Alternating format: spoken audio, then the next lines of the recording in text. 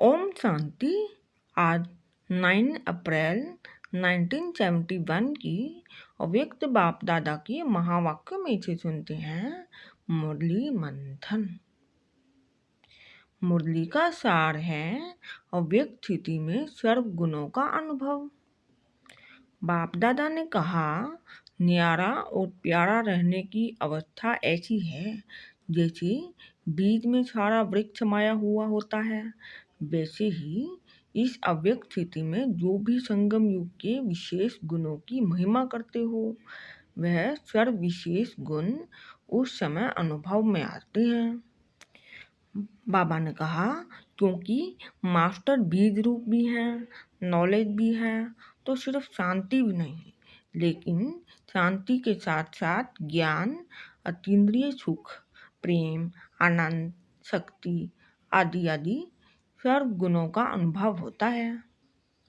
बाबा ने कहा, साकार रूप में अनुभव क्या किया? एक ही समय सर्व गुण अनुभव में आते हैं, क्योंकि एक गुण में सर्व गुण समाये हुए होते हैं।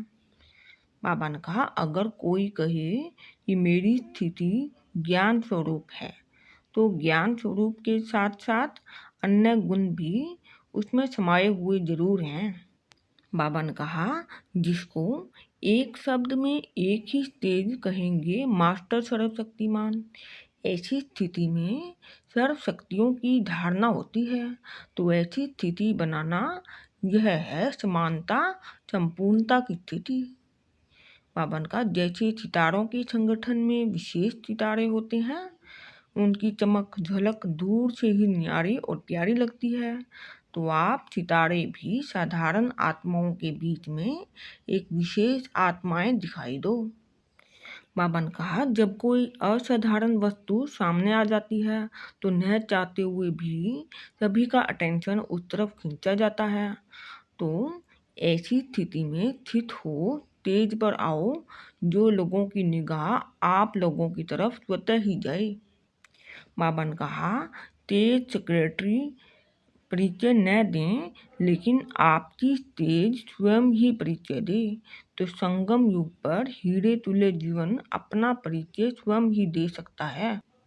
बाबा ने कहा, साधारण प्रजा ज़्यादा निकल रही है, क्योंकि साधारण रूप के साथ स्थिति भी बहुत समय साधारण बन जाती है। बाबा ने कहा, अभी साधारण रूप में असाधारण स्थिति का अनुभव स्वयं भी करो और औरों को भी कराओ। बाहर मुक्ता में आने समय अंतर्मुक्ता की स्थिति को भी साथ साथ रखो। बाबा ने कहा, अंतर्मुखी बनकर फिर बाहर मुखी में आना, इस अभ्यास के लिए अपने ऊपर व्यक्तिगत अटेंशन रखने की आवश्यकता है।